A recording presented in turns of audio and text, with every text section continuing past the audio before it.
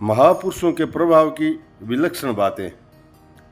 महापुरुषों के प्रभाव की बात तो ऐसे गंभीर है कि वहाँ तक मन बुद्धि भी नहीं पहुँच सकते, गणेश महेश शेष भी नहीं जा सकते। उनका प्रभाव अपरिमित है, सीमित नहीं। ऐसे प्रभाव भगवान का प्रभाव अपरिमित है। एक भी महापुरुष संसार में तैयार हो जाए तो कोशिश करने पर सारे संसार में लोग महात्मा बन सकते हैं। संसार में जितने भी मनुष्य हैं उनको महात्मा बनने के लिए ही मनुष्य शरीर मिला है।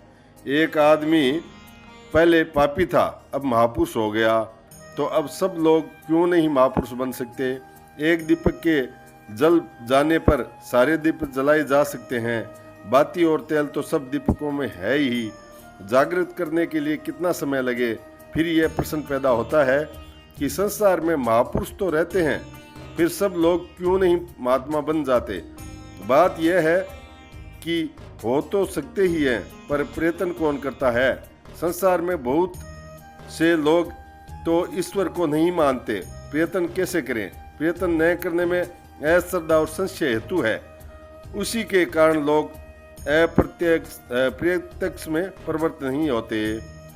विवेकहीन और श्रद्धा रहित संशय युक्त मनुष्य परमार्थ से अवश्य भ्रष्ट हो जाता है। ऐसे संशय युक्त मनुष्य के लिए न ये लोक है, न परलोक और न सुख ही है। वास्तव में महापुरुषों का जितना प्रभाव हम जानते हैं उससे बहुत अधिक है। इतना अधिक कि हम लोगों उसका अनुमान भी नहीं लगा सकते। गीता में भगवान कहते हैं, उस परमात्मा को कितने ही मनुष्य तो शुद्ध भी सूक्ष्म बुद्धि से ध्यान के द्वारा हृदय में देखते हैं, अन्य कितने ही ज्ञान योग के द्वारा, दूसरे कितने ही कर्म योग के द्वारा देखते हैं, अर्थात प्राप्त करते हैं। परंतु इनसे दूसरे अर्थात जो मंद बुद्धि वाले पुरुष हैं वे इस प्रकार नहीं जानते। वे दूसरों से अर्थात तत्व को जानने वाले पुरुषों से सुनकर ही तदनुसार उपासना करते हैं। और वे श्रवण परायण पुरुष भी मृत्यु रूप संसार सागर को निसंदेह तर जाते हैं। जो लोग ज्ञान योग ध्यान योग कुछ नहीं जानते, वे लोग भी जानने वाले महापुरुषों से सुनकर ही सुनने के प्रायण होने से ही तर जाते हैं। सुनने का उदाहरण मृग का है। आदर देना, उन वचनों को काम में लाना, इससे भी बहुत अधिक प्रभाव है। उस ज्ञान को तू तत्वदर्शी ज्ञानियों के पास जाकर समझ। उसको भली भांति दंडवत प्रणाम करने से, उनके सेवा करने से और कपट छोड़कर सलतापूर्वक प्रश्न करने से परमात्मा को भली भांति जानने वाला ज्ञानी महात्मा तुझे उस तत्व का उपदेश करेंगे। इस संसार में ज्ञान के समान पवित्र करने वाला निस्संदेह कुछ भी नहीं। उस ज्ञान को कितने ही काल में कर्मयोग द्वारा शुद्धांतकरण व मनुष्य अपने आप ही आत्मा में पा लेता है। केवल जानने मात्र से कल्याण हो जाता है।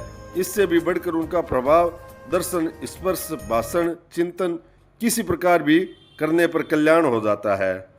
इससे भी अधिक प्रभाव उनका ध्यान करने से कल्याण हो जाता है। महर्षि पतंजलि कहते हैं, वित्रागा विषयम वाचितम। इससे भी बढ़कर प्रभाव सुखदेव आदि महापुरुष हुए हैं।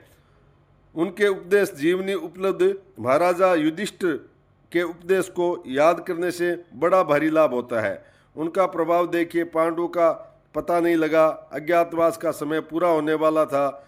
भीष्म ने कहा, पांडवों का पता मैं बतलाता हूँ। जहाँ महामारी, अकाल, भूकंप, कोई देवी प्रकोप की घटना न हो, धर्म धन धान्य की वृद्धि हो, जहाँ महाराजा युधिष्ठिर होंगे वहाँ सब बढ़ेंगे। यह उनका प्रभाव है। आज महाराजा युधिष्ठिर संसार में नहीं है, उनका उपदेश तो है ही। इनसे उससे लोगों का कल्याण हो रहा है। इससे भी बढ़कर प्रभाव है। जितना भगवान का प्रभाव है उतना ही महापुरुषों का प्रभाव। गीता में भगवान ने कहा है, ज्ञानी त्वामेव मे मत्तम। ज्ञानी साक्षात भगवान की आत्मा ही है। अर्जुन है सो मैं हूँ सो अर्जुन है। अर्जुन और मैं दोनों एक ही चीज़ हैं। महापुरुष और भगवान में कोई अंतर नहीं। जैसे भगवान सब जगह, ऐसे महापुरुष सब जगह है। आज एक महान पुरुष से हमारी मित्रता हो, हम मरने लगे, हमने महापुरुष को याद किया तो भगवान को महान पुरुष के रूप में आकर हमें दर्शन देना पड़ेगा।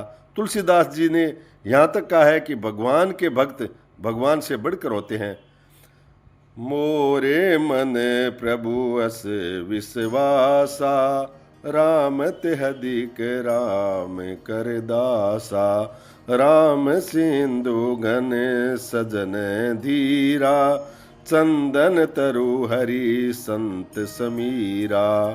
बादल जल समुद्र से ही लाता है, पर बरसता तो बादल ही है। लोगों की तृप्ति बादल से ही होती है। भगवान रूपी समुद्र के रहते हुए भी महापुरुष वाणी के द्वारा प्रेम और आनंद को बरसाते हैं तो सब लोग तर हो जाते हैं, सब मुग्ध हो जाते हैं। वैसे जैसे वायु आस पास में चंदन के वृक्ष की गंध फैलाती है, महात्मा लोग भगवान के भावों को लेकर सब संसार को भगवान के रूप में देखते हैं। राजा अम्बरीश की कथा। एक बार दुर्वासा ऋषि राजा अम्बरीक यहाँ पधारे। राजा के भोजन के लिए निवेदन किया। ऋषि ने कहा, मैं स्नान वंदना करके आता हूँ। देर तक दुर्वासा नहीं आए। द्वादशी बीतने वाली थी। एकादशी का पारण द्वादशी करना आवश्यक था तथा राजा के पारण न करने से प्रजा भी भूखी थी। राजा ने तुलसी दल लेकर पारायण कर लिया। सब प्रजा भोजन करने लगी। फिर दुर्वासा आकर बड़ा क्रोध हुआ, कृत्या पैदा की, सुदर्शन चक्र के कृत्या को मार डाला और चला ऋषि के पीछे। ऋषि शंकर के पास गए, ब्रह्मा के पास गए, कहीं रक्षा नहीं मिली। भगवान विष्णु के पास बोल गए। भगवान ने कहा, दुर्वासा जी, मैं सर्वथा भक्तों के अधीन हूँ, मुझ में तनिक भी स्वतंत्रता नहीं है। मेरे सीधे साधे सरल भक्तों ने मेरे हृदय को अपने हाथ में कर रखा है। भक्तजन मुझसे प्यार करते हैं और मैं उनसे। वहीं जाओ, मैं तो भक्तों के पीछे घुमा करता हूँ ताकि उसकी चरण रज मेरे पर पड़ जाए और मैं पवित्र हो जाऊं। इसलिए नरसी के लिए आते हैं। लोग कहते हैं, क्या पागल हो गए हो? किसी ने कहा, यहाँ आए हो? भगवान बोले, नरसिया दुसेठ में हाँ याद गुमासता। 360 मुनि में महा ऊपर कृपा घणी। बेचे तो बिक जाऊं नरसी मारो सिर धनी। इससे भी बढ़कर प्रभाव है महापुरुषों का। नाम उच्चारण मात्र से कल्याण हो जाता है। गौरांग महाप्रभु का नाम उच्चारण करने से लाखों आदमी अपने को पवित्र मानते हैं। महापुरुष मिलते ही हमारे पर ऐसे प्रभाव पड़ता है कि दुर्गुण और दुराचार तो हमारे निकट भी नहीं आते हैं। उनसे दर्शन से भगवान की स्मृति होनी चाहिए। सिपाही को देखकर सरकार की स्मृति होती है, जिससे दर्शन से स्वाभाविक क्षमा, दया, शांति, तत्परता, प्रेम हो जाए, काम, क्रोध, मोह पास न आए। वह महापुरुष तुलसीदास जी कहते हैं, वह महापुरुष है। तुलसीदास जी कहते हैं, पुण्य पूंज बिनु मिलहि न संता। सत्संगित संस्कृत करे अंता। निष्काम कर्मों का संग्रह करने से भगवान के भक्त मिलते हैं। यदि कहो कि हमको तो बहुत से संत मिले हैं, कल्याण के लिए बहुत संतों की आवश्यकता थोड़ी ही होती है। संतों एक ही बहुत है। मिले नहीं होंगे, मिले होंगे तो कोई पर्दा रह गया होगा। यदि कोई कहे कि पार्स तो मिल गया पर मेरी दरिद्रता दूर नहीं हुई, यह बात ठीक नहीं।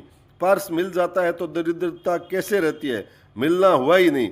लोहे से स्पर्श होने से कोई पर्दा रह गया होगा, या तो फिर पार्स नहीं है या लोहा नहीं है।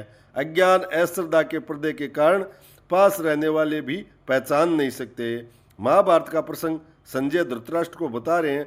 उस अंतरिक्ष सभा में प्रद्युम्न और अभिमन्यु भी नहीं जा सकते थे, पर मेरे लिए छूट थी। वहाँ अद्भुत दृश्य था। आप श्री कृष्ण को पहचाने, वे साक्षात भगवान हैं, उनको जाने।